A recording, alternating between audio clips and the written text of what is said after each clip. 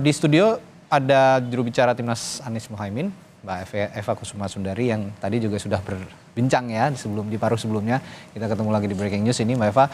Kalau sekarang masih nungguin apa ini, Mbak Eva? Kayaknya masih ada sesuatu yang akan ditunggu. Apa yang masih harus difinalisasi sekarang? Aku gak ero, tahu aku di sini. Mungkin ada komunikasi dengan tim di sana? Enggak, ada beberapa orang yang minta ditunggu. Ya, jadi beberapa tim hukum minta jangan ditinggal begitu ya. Oke.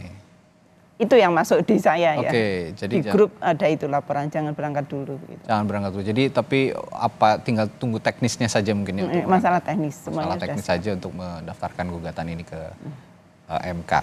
Tadi kita sebenarnya sudah bahas juga ya pada paruh sebelumnya bahwa gugatan ini sebenarnya bukan soal angka ya. Bukan soal angka persentase Pilpres, bahwa saat ini Anies Mohaimin mendapatkan suara 40.970.906 gitu ya, atau 24,95% dari total pemilih yang menyalurkan hak suaranya.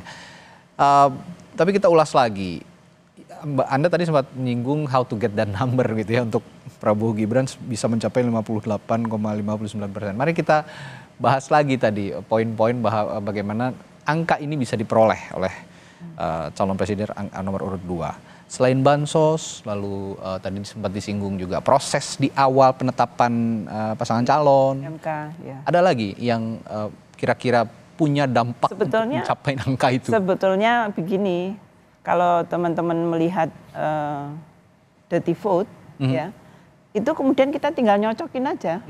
Oh, ini ya katanya begini, dan itu memang terjadi di lapangan. Oke. Yang nggak dapat di dirty vote yang aku alami itu adalah, saya sebutnya ya, bukan hanya politik uang, tapi worse than that itu adalah tirani uang.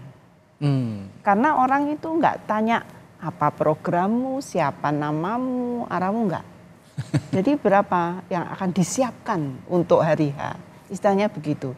Itu bahasa tunggal, baik pelaku ya, caleg-caleg, baik pemilih, baik petugas pelaksana, itu semua bahasanya sama.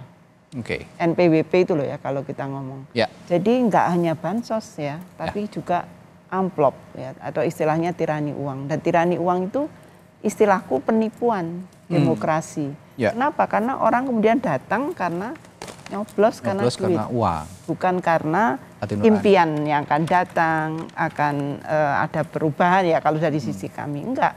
Tapi karena sudah terima duit maka dicoblos. Gitu. Oke. Dan pemilih itu perilakunya sudah sangat menyedihkan dibanding, saya ini kan veteran ya sejak 2004 ya. Itu sekarang ngomong, karena Mbak Eva nggak pakai duit sehingga Anda tidak menghormati pemilih. Sementara kita dulunya kita ngomong, because we honor you gitu kan, karena aku menghargai kamu, enggak mungkin dong kasih receh gitu ya. Jadi kebalik-balik deh. Itu istilahku bahasa tunggal ya di dalam pemilu ini. Jadi yang ASN juga minta, entah guyon sampai entah ASN serius, juga minta. demi Allah. Kemudian ada aparat desa juga ngomong, udah nggak usah turun, dicegat, minta berapa suara, sana sudah minta sekian suara. Artinya apa? Nanti yang bagi amplop para aparat ini. Oke. Selain bagi amplop, saya juga dengar ada tekanan-tekanan tertentu gitu. Oh, jelas. Untuk aparatur sipil negara di daerah begitu ya, pejabat di daerah. Apakah ini juga jadi faktor yang bisa memberikan angka itu yang Anda sebut tadi? Teman saya yang ada di Pemda itu sampai nggak berani aktif di grup SMP SMA. Karena apa? Aku nggak berani ngomong pas setiap saat itu bos ngomong ingat ya 02 ya. Ingat ya 02 begitu. Dan kepala desa ya yang sangat kasihan tuh kepala desa. Dipanggil jaksa, dipanggil polisi, dipanggil pajak. Untuk apa itu dipanggilnya? Ya istilahnya apa ya? Masih pengen tidur dengan istrimu kayak itu. Waduh. Itu beredar di media sosial loh ya, bukan dari saya. Loh sampai segitunya. Jadi ya, apakah ada apa istilahnya intimidasi ya? Intimidasi. Intimidasi, mobilisasi. Bagaimana lalu membuktikan bahwa praktik intimidasi, tekanan-tekanan ini juga mempengaruhi hasil pada saat proses kampanye begitu ya, sampai penghitungan suara. Nanti akan kita bahas Mbak Eva di Breaking News Kompas TV, tetaplah bersama kami di Kompas TV.